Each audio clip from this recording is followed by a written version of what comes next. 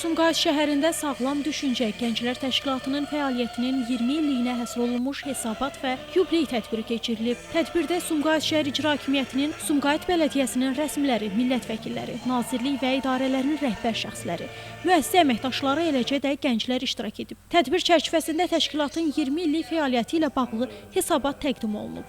Gənclər tərəfindən hazırlanmış qısametrajlı film nümayiş etdirilib. Tədbirdə Sumqayıt Şəhər İcra Hakimiyyəti başçısının birinci müavini Teymur Səmədov, Sumqayıt Bələdiyyəsinin sədri Adil Xudadatov, millət vəkilləri Elnarə Akimova, Şahin Seyidzadə çıxışlar ediblər.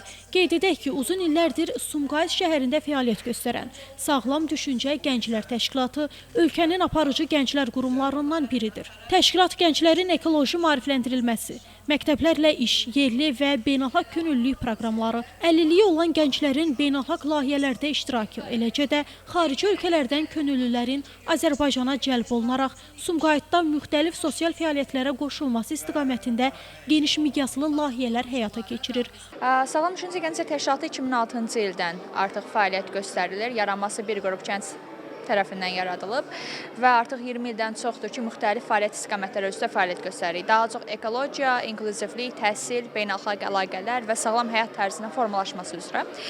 Nə xoş bizə ki, son 20 il ərzində nəinki sadəcə Sumqayıt şəhərində, eyni zamanda bütün Azərbaycan üzrə artıq 10 mindən çox əhatə edən gənc üçün fəaliyyətlərimizi davam etdirmişik. Bunlar ictimai və sosial yönümlü layihələrdən ibarət olub. 200-dən çox layihə, 10 mindən çox gənc əhatə edən layihələrimiz mövcud olub. Ötən illər ərzində təşkilatın fəaliyyətinə dəstək göstərən qurumlara təşəkkürnamələr təqdim edilib.